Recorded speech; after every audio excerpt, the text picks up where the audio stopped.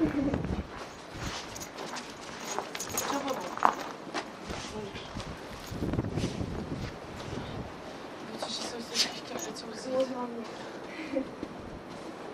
vrátí na záchod točí.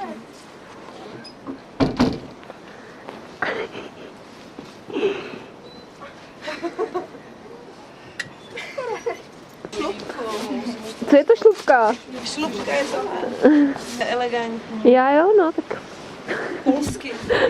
polský, já boty na podpadku nemám, no. Tak jste tu ještě. Já nevím, prostě já jsem tam nikdy nebyla.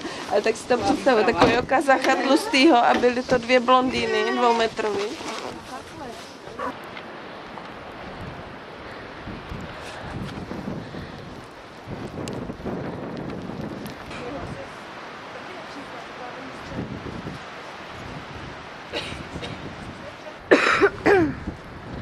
Oni jsou i tam pod tím převisem.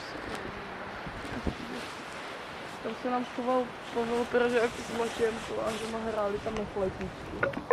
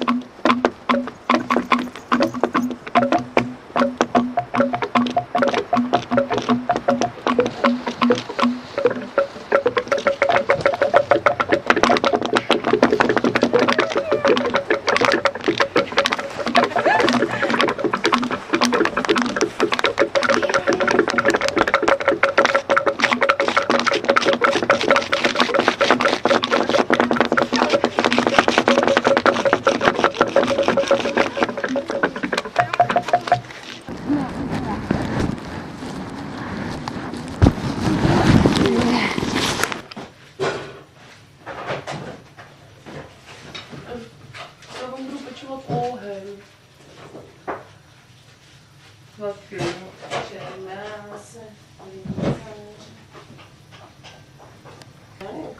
Marko, to už je jedno. Tady je, už to jde? Jasně, ale tam šlo spíš o to, jako co pak, aby to nebyla škoda, jako, že bychom s myšky mohli něco uvařit. Taková pěkná fialová. Ne, Na pásce měsíček. měsíček. Má mast, to je taky Menstruace. oranžový a žlutý. Ano, a je to tak. A je to taky dobrý. A je to klidný. Ale k jídlu to není. Teď se cítíme jako pravoplatný člen tady spolu. Ale je to na namazání. Nemažeš se tím na bezvadně, no. na chleba. Ne, to na křičový žili, myslím, ne? Ty měsíčkový masky. No a čokoláda s indulonou jsme zvolili, teď, že bude zmasťovat to bylo, dobrý ne? masážský masáž. To zmasťovat. Topinky s indulonou, určitě. No a alkohol se s indulony taky nějaký, jo? Já nevím, jak jsem ještě na tolik, že Už jsem zase mimo. To lékaři nechytneme, protože alkohol s indulonou. Pojďte to zkusit, pojďte uvaříme. Já jsem teda četla. Já jsem dneska přemýšlela, co se stane, když se uvaří. Bylo to od Klimy kniha Brutalita, že si pancháči do té indulony dávali sádlo. Jako vymačkali to dobře, dali tam sádlo a mazali si to na topinky v hospodě, aby provokovali. A nebo to zmašťovalo, ale potom... A proč poprovokovali to indulonu? No právě, že si tam dávali sádlo, jako, a všichni si mysleli, že to za indulon. Jo, takhle. A z čeho jsou ty kuličky? Můžeš je kačky. To není šance. Ale psí mast je dobrá. Jako sádlo. A to je pravdivá, jo? Na kašel. Já jsem se jednou namazala Na rema. A na plíce? To jsme... Ano, teplé. Ale vene kočiči koška. Původní název víla pochází od slova věliki, to je být posedlý, bláznivý. Označení rusalka vzniklo podle barvy vlasů, ale i pod vlivem antických slavností rozálie, které se rozšířily přes Balkán na Rus, kde se slavily již v 11. století. Byly spojovány se vzpomínkou na mrtvé. Z toho vznikla představa rusalek jako duší dívek předčasně zemřelých, utopených nebo sebevražednic. O vílách se vypráví hlavně na Balkáně, v Bulharsku, v Srbsku, ale i v celé střední Evropě a v Čechách. Jsou popisovány jako krásné dívky s průsvitným tělem v bílém šatě, s dlouhými zlatými nebo rusými vlasy, které jsou zdrojem jejich života a síly. Ztráta jediného vlasu pro ně znamená smrt. Jejich okouzlující zjev umocňuje i krásný hlas. S oblibou zpívají a tančí v kruhu. Místo, kde tančí, lze poznat podle vyšší trávy, jahod nebo podle hub vyrostlých v kruhu. Jsou schopny měnit se ve zvířata, v labutě, sokoly či vlky.